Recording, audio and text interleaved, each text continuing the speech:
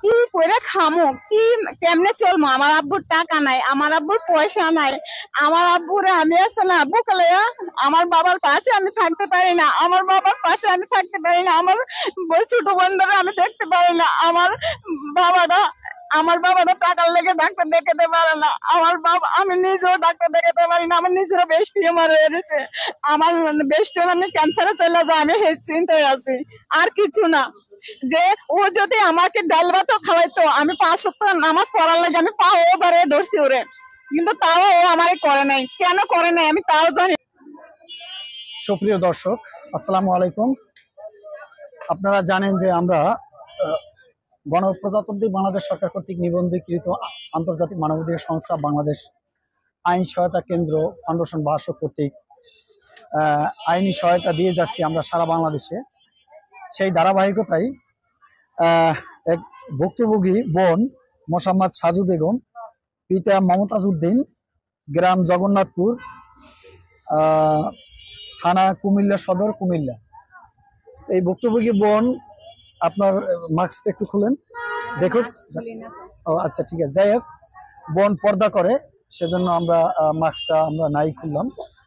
তো এই ভুক্তভোগী বোন 2021 সালে মাইনুল ইসলাম নামে এক যুবকের সাথে তার পরিচয় ঢাকা মেডিকেল বসে। উনি এখানে চিকিৎসাধীন অবস্থায় ছিল। সেখান থেকে ওনার সাথে কথাবার্তা, দেখা সাক্ষাতের মাধ্যমে এই বোনের সাথে ওনার একটি সম্পর্ক তৈরি হয়। তো তারপরে উনি 2021 বন্ধনে আবদ্ধ হন নাকি? এটা সামনে নেন। বিবাহ পাবলন দেখাইয়া সব আমার সাথে বিবাহর আল্লাহকে সাক্ষী রেখে বিয়ে করে কাবিননামা ছাড়া তারপরে আমাকে ক্ষতিগ্রস্ত করে সবাইকে জানাইয়ে তারপরে ঝুলাই রাখে 3 বছর। ঝুলাই রাখে 3 বছর। ঝুলানোর পরে ও এক আয়ারে 5 মাস হয়, হঠাৎ করে বিয়ে করে। তো এই কাবিননামা নিয়ে ও আমাকে রেডিওলজি এখানে মহিলা আমাকে হঠাৎ করে জিজ্ঞাসাবাদ করি, তুমি কে? বলে যেন মাইদুলে বলে যেন আমার বউ। আমি তো আপনার বউ তো হইতে পারে না, যেহেতু আমাকে কাবিননামা করানোর কথা বলে আমাকে বাড়ি থেকে ঘুরে আসতে বলছেন, কিন্তু আপনি আবার হঠাৎ করে কই থেকে বউ আসলো? পরে ও আর কিছু না বলে আমাকে ওই মহিলা বলাতে ওই মহিলা আমার ইট দিয়ে মাথাতে আঘাত করে, 2-3টা আঘাত করে। করার পরে আটটা রক্তাক্ত অবস্থায় তারপরে মাইদুলের জিজ্ঞাসাবাদ করি, কেন আপনার সামনে ইট দিয়ে মারে, আপনি কিছু বলেন নাই? পরে আমি মাইদুলে আমাকে ডাক্তার নার্স দেখে আমাকে নিচে সরাইয়া রাখার পরে আমি আবার উঠে যাই। উঠে যাওয়ার পরে উঠে যাওয়ার পরে আমি তারে আমার মাথা থেকে রক্ত পড়ার পরে আমি তারে রক্ত লাগিয়ে দিই। ও আমাকে হঠাৎ করে এই রক্ত লাগাস কেন হাসাহাসি করে, দুজনে হাসাহাসি করার পরে নাচার পরে আমি আবার ওর সাড়ে খাবলা দিয়ে ধরি। পরে আমার 2 লাথি মারে, লাথি ছুড়ে আমি ফুটবলের মতন এই লাথি আমার রানের মধ্যে লাগার পরে আমি উড়ে যাইয়া 2-3 হাত দূরে পড়ে যাওয়ানে এরপরে নাচরা আমারে তুললা আর নাচরা আর ডাক্তারে কোত্থেকে টলি আনে ফেলছে আমি নিজেও জানি না। ওরা কি এটা ষড়যন্ত্র নাকি তারা আমার সাথে প্রোগ্রাম করে আসছে আমি তা জানি না। পরে এই টলিতে তুললা আমার পাঠাই দিছে। আর থানার এক শাহবাগ থানার একটা ছেলে আরাফাত পুলিশ তারে দিয়া আমাকে সেলাই করতে নিছে। তা আমি বলছি যে আমি সেলাই করব না। এক আনসারে বলে সেলাই করো, তুমি সংসার করবা না, তোমার ভালো হইতে হবে। আমি কিছু না, আমি মরে যাব, আমি বাঁচবো না, এই কথা বলে আবার আমি রিটার্ন পরিচালকের কাছে যাইতে লইছি। এরপরে পরিচালকের কাছে নতুন বিল্ডিং এ পাড়া দিছি, তারপরে দপ্তর হয়ে পড়ে গেছি। আমি আর হাঁটতে পারি না, আমার পাও একদম জয়েন্ট ছুটে গেছে। এখনো কি আপনি চিকিৎসাধীন অবস্থায় আছেন? না, এখন আমি 8 মাস আগে চিকিৎসা 2 মাস ভর্তি ছিলাম আর বেডের বাইরে 1 মাস ছিলাম বারান্দাতে পড়ে। তারপর 3 মাস ভর্তি হওয়ার পরে তারা আমার প্রাথমিক চিকিৎসা দিছে, আর তারা এখান থেকে আমার আলট্রাসাউন্ড এক্সরে করায়া দেখে কি আমার সমস্যা, আমার রানের জয়েন্ট খুলে গেছে, নিচে নেমে গেছে, ইমার্জেন্সি রড লাগাইতে হবে। এখন পুলিশ আরাফাতে বলতেছে অপারেশন করেন, ডাক্তার বলতেছে মেয়েটা মারা যাবে, আমি অপারেশন করতে পারবো না। পরে ভর্তি করাই দিছে, ভর্তি করাই দেওয়ার পরে আমি বলতেছি যে স্যার আপনি আমারে ভর্তি করাই দিছেন, কিন্তু আমার থেকে আবার আরাফাত স্যারে 2000 টাকা চাইছিল। আমি টাকা আমার কাছে ছিল ওষুধের টাকা, কিন্তু আমি দিতে পারি নাই দেখে তারা থেকে কি টাকা খাইছে না খাইছে তা জানি না, কিন্তু তারা আবার ছেড়ে দিছে। পরে আমি জিজ্ঞাসাবাদ করলাম বেডে বসে বসে, স্যার আপনি যেন তারা ছেড়ে দিলেন, তারারে দিয়ে থানাতে মামলা করলেন না? পরে কয় কি আমার ভর্তি করার দায়িত্ব, আমি ভর্তি করাই দিছি, এবার আমি জানি না, তুমি যাইয়া ওয়ার্ড মাস্টারে জিজ্ঞেস করো। পরে আমি আপনার হাজবেন্ড কোথায় এখন বর্তমানে? আগে নাজিমউদ্দিন রোড থাকতো, যখন আমি তারে বাসা খুঁজে বের করছি, ছবি জব করে এখানে পাঙ্কিনের মধ্যে দেখি 8টা বাজে ঢুকে 1টা বাজে বের হয়। ঢাকা মেডিকেলে হ্যাঁ জব করে, মেডিকেলে জব করে। ও কোন সেকশনে আছে? ওই ওষুধ কোম্পানিতে আছে, আবার পাঙ্কিনি করে আর প্রোডাক্ট দেয়, ডাক্তাররা প্রোডাক্ট দেয় 6 তলা 7 তলা 8 তলা। আর এমনি পাঙ্কিনি ছোটখাটো একটা ম্যানেজারের মতো করে, আমি একদিন যাইয়া পাইছিলাম। তো তারপরে ওরে জিজ্ঞাসাবাদ করলে ও আমারে আনসার ক্যাপ্টেন দিয়া আমারে ভিতরে যাইতে দেয় না, বলে কি যাইলে ওরে আসে না আপনারা বাইন্দা থিবেন, বা ওরে সুরের অবস্থা করে ওরে অপমান করে বের করে দিবেন। ও বলে না কি ওর ছোট বউ বলে তা জানি না। ওই আয়া যে মহিলাটারে লাস্টে বিয়ে করছে হে বলে নাকি ও বলে নাকি কে বলে, আমি সেটা জানি না। আপনাকে যখন ওই আপনার হাজবেন্ড মারছে, হ্যাঁ, মারার পর আপনার এরপরে কি আপনি মামলা করছেন? না, আমি প্রথমে আমি পার ভিতরে রশি বাইন্দা, তারপরে আমি প্রথমে চিকিৎসা ছিলাম, তখন আমার ইট দিয়ে পা বাইন্দা রাখছিল।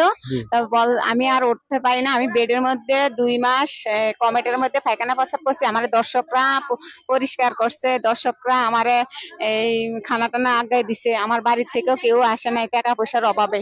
কিন্তু আমার বাবা হৃদরোগ ছিল, আর আমার বাবা কিন্তু কামাই করে না, আগে বিএনপির মেম্বার ছিলেন, এখন তার কোনো গতি নাই, ও 90 বছর বয়স, একবারে বৃদ্ধ হয়ে গেছে। তখন ভাইয়ার কাছে বলছি, ভাইয়া আসতে চাইছিল, ভাইয়ার কাছেও টাকা পয়সা নাই, ব্যবস্থা করতে পারছে না দেখিয়া অপারেশন করতে চাপ সৃষ্টি করতেছে। এই জন্য আমিও ভাইয়ারে বলছি আপনার জন্য অপারেশন করতে টাকা পয়সা নাই, আসার দরকার নাই, যে মারছে সে আমার অপারেশন করবে। এখন কি আপনি কি এখন বর্তমানে কি কোথাও কোনো মামলা করছেন কিনা, কোর্টে অথবা থানায়? প্রথমে থানাতে আমি দড়ি বান্ধা, পার সাথে দড়ি বান্ধা, পরে থানায় গেছি, রক্তাক্ত অবস্থায় গেছি। তারপরে মামলা হইছে? মামলা অন কোর্টে হইছে, থানাতে নিছে না। আচ্ছা, থানায় মামলা নেয়নি? নেয় নাই। গিয়েছিলেন? আমি শাহবাগ থানা গেছিলাম। হ্যাঁ, মামলাটা নেয় নাই, নেয় নাই। তারা বলতেছে ওইখানে ওরা বলতেছে সুস্থ হয়ে যেতাম। আমি রক্তাক্ত অবস্থায় গেছি একবার, এখানে বাচ্চু স্যার আসলো, এখন রাজার বাগ থাকে এখানে দারগা পুলিশ বক্সের, উনিও পাঠাইছিলেন। পরে আমিও এই প্রেস ক্লাবও গেছি, মানে আমি অনেক কষ্ট করে পাও বাইন্দা কোমরের সাথে দড়ি বাইন্দা, তারপর আমি অনেক জায়গায় ঘুরছি। কোর্টে যে মামলা করছেন এটা কত সালে? বা কোর্টে মামলা করছি 2.5 মাস। 2.5 মাস আগে? আমি আন্দোলনের লেগা আর আমার ফায়ার সমস্যার লেগা আর টাকা পয়সার লেগা, বেশিরভাগ টাকা পয়সার লেগা আমি মামলা করতে পারছি না। মামলা আপনার চলমান? হ্যাঁ, মামলা চলতেছে। কালকা হাজিরা সিগনেচার দেওয়ার কথা, আজ ওয়ারেন্ট আইছিল, ওয়ারেন্ট আসে নাই, মানে একটা শীট নাকি আসবে, প্রতিবেদন শীট। আর আমারে ম্যাজিস্ট্রেটে দেরি করণে মামলাটা তারা গুরুত্ব দিতেছে না। আমারে সিআই দিয়া তদন্ত করছে, সিআই রেডিওলজি মারছে যে সিআই একজনে তার থেকে সাক্ষী পাইছে। এই পাওয়াতে ওরা আবার সিআই আবার ওই 2-3 মানুষ রাখছে এখানে তদন্তটা বের করানো লাগে। তো ছেলের বন্ধুরা ধরছে নাম্বারের লেগা, ছেলের বন্ধুরা কি করছে নাম্বার না দিয়া তারা আবার অভিযোগের কাগজের ভিতরে এই অন্য মানুষের নাম্বার দিয়ে রাখছে। হেনতে সার্চ দিয়া দেখে কি অন্য ছেলের নাম্বার তার নামে। পরে তারা আবার এই অভিযোগের কাগজের ভিতরে স্বীকারই করছে। পরে দিয়া তারা আইসা ছেলের বন্ধুরারে ধরছে, একটার নাম সজল, একটার নাম সাব্বির। তার সে সবসময় মাইদুলের সাথে চলাফেরা করে। আজকে আবার তারপরে এটা যাওয়ার মারার পরে মামলা করার পরে যখন আমি একটু নিউ মার্কেট, আমার কাছে টাকা পয়সা নেই, যখন আমি নিউ মার্কেটের দিকে গেছি আমার একটা কানের দুল বিক্রি করতাম, তখন দেখি মেয়েরে নিয়ে মহিলাটারে নিয়ে মার্কেটে গেছে। আমি দৌড়াইয়া যাইয়া আপ্পাইতে ব্লাডি দিয়ে তারে ধরছি। এমনি ধরার পরে আমার এই অবস্থা, আমার ধাক্কা মাইরা ফেলাই দিছে। পরে আমারে মানুষে তুলছে, তোলার পরে আমি কাইন্দা কেটে এরপরে একজনের রিস্কা তুলে দিছে, আমি এসে পড়ছি, মেডিকেলে এসে পড়ছি।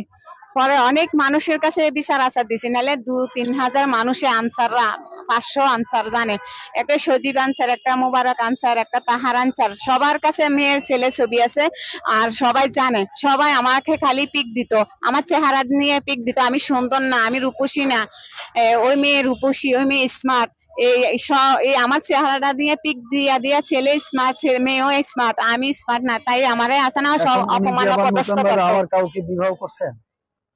না, করে নাই। হ্যাঁ, এটা তো আমার করার পরে মারার আগেই তো বিয়েটা করছে। আপনি জানতেন না? না, আমি জানতাম না। যেদিন মারবো সেদিন আমার নিয়ে দেখানোর পরে মারছে। এর আগে 2-1 বার মারছে হালকা পাতলা, এই কাবিন নিয়া। তো ও কইছে আমি কামাই করে খাওয়াই পারতাম না, তোরে কেমনে বিয়ে করবো। আসলে কিন্তু তা না। ও এখন বর্তমানে এই আপনার যে হাজবেন্ড, উনি কোথায় আছে? এখন বর্তমানে বাসায় আছে, বক্সিবাজার। এখন নাজিমউদ্দিন রোড বাসা ছেড়া দিয়া আমি আন্দোলনের পরে আগে বাড়িতে গেছি, 2 মাস থেকে এখানে আইছি। তারপরে আমি আইয়া একটা ট্রিটমেন্ট নিছিলাম ডাক্তারের কাছে। স্যার আমি তো বৈশা পায়খানা প্রস্রাব করতে পারি না। আমি আপনাকে বুঝাতে পারছি না, আমি যে প্রশ্ন করব সেটা আপনি অ্যানসার করবেন। আচ্ছা, উনি এখন বর্তমানে নাজিমউদ্দিন রোডে আছে, আপনি জানেন না? এখন নাই। এখন কোথায় আছে? এখন বক্সিবাজারের সামনে থাকে। বক্সিবাজারের সামনে আমার বাসা। হ্যাঁ, আমি চিনি না বাসাটা। আপনি চিনেন না?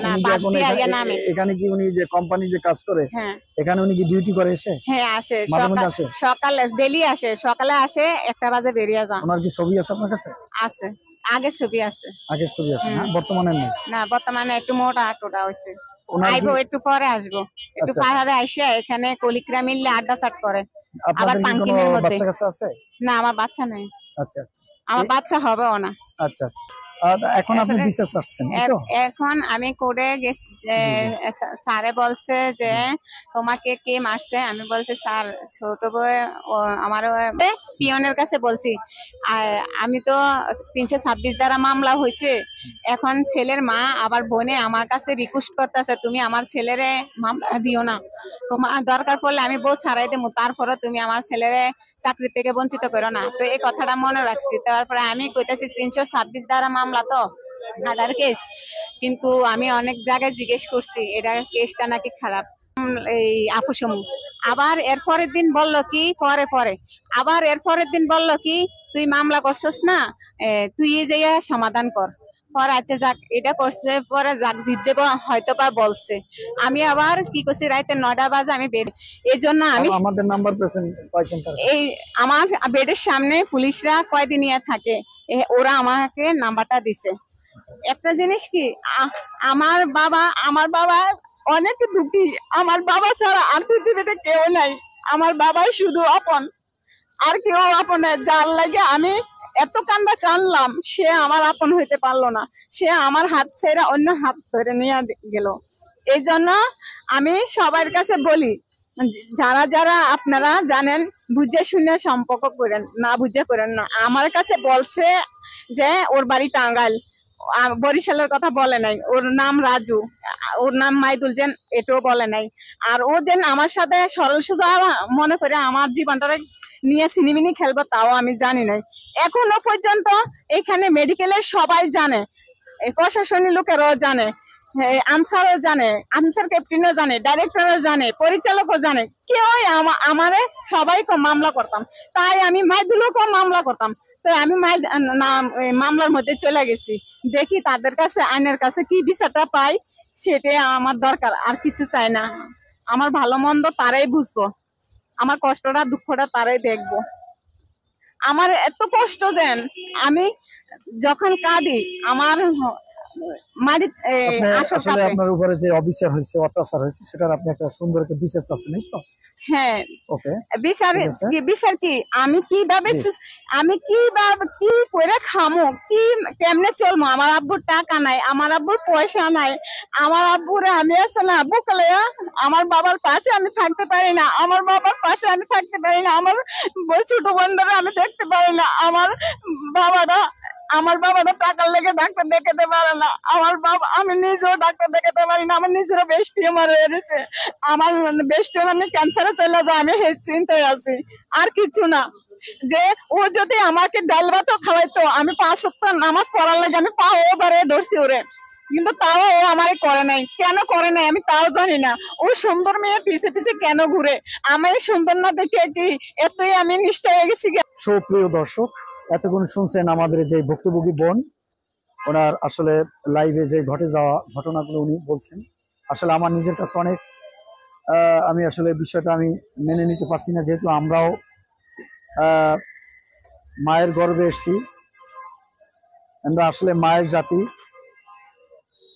আমি যে মাইনুল ভাই, ওনার হাজব্যান্ড, উনি দাবি করছেন ওনার সাথে 2021 সালে ইসলামিক শরিয়া মোতাবেক ওনার সাথে বিবাহে আবদ্ধ হন।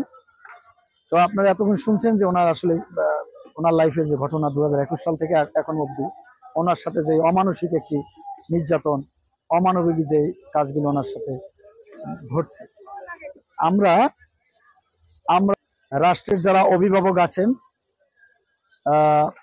তাদের কাছে আমার দৃষ্টিকে যেন সর্বোচ্চ আইনি সহযোগিতা আমরা দিতে পারি, এবং রাষ্ট্রের সর্বোচ্চ মহল থেকে আমরা যেন সেই আইনি সহযোগিতা আমরা করতে পারি। আমরা জানেন যে সারা বাংলাদেশে নির্যাতিত, নিপীড়িত, অবহেলিত, লাঞ্ছিত, বঞ্চিত, অপমানিত মানুষের পাশে গিয়ে আমরা আইনি সহায়তা দিয়ে থাকি। আমাদের আন্তর্জাতিক মানবাধিকার সংস্থায় আমাদের এক ঝাঁক লয়ার আছেন, আইনজীবী আছেন, তাদের মাধ্যমেই আমরা এই অসহায় মায়েদের, অসহায় মানুষদের পাশে গিয়ে আমরা সেই আইনি সহায়তা দিয়ে থাকি। তো আপনারা দেশ এবং দেশের বাইরে যারা আছেন, এই মুহূর্তে যারা আমাদেরকে দেখতেছেন, আপনারাও যদি আপনাদের কোনো সমস্যা থাকে, আপনারা আমাদের স্ক্রিনে নাম্বার দেওয়া আছে, আমাদের সাথে আপনারা কন্ট্যাক্ট করতে পারেন এবং আপনারা আমাদের সাথে যোগাযোগ করতে পারেন। আমার সাথে আছে এই মুহূর্তে আমাদের সংস্থার পরিচালক অপারেশন জনাব আসাদুজ্জামান আসাদ সাহেব, এবং আমাদের সাথে আরো টিমের লোক আছেন, বিভিন্ন জায়গায় ওনারা কাজে আছেন। তো আমার একটাই রাষ্ট্রের প্রতি আমার আকুল আবেদন, এই ভুক্তভোগী বোন আসলে এনার ফ্যামিলির, ওনার বাবা ছিল হয়ে আছেন হৃদরোগের রোগী, এবং ছোট্ট একটি বোন আছেন, সেই বোনের কাছে উনি আছেন, আপনারা শুনছেন এতক্ষণ। তো আপনারা সাথেই আমাদের থাকবেন। আমরা পরবর্তী যে পদক্ষেপগুলো আছে সেগুলো আমরা নিয়ে আমরা আইনিভাবে এই বোনকে আমরা সহযোগিতা করব। সেই পর্যন্ত আপনারা আমাদের জন্য দোয়া করবেন, আর আপনারা সুস্থ থাকুন, ভালো থাকুন, সেই কামনায় আল্লাহ হাফেজ। আসসালামু আলাইকুম রহমতুল্লাহি ওয়া বারাকাতুহু।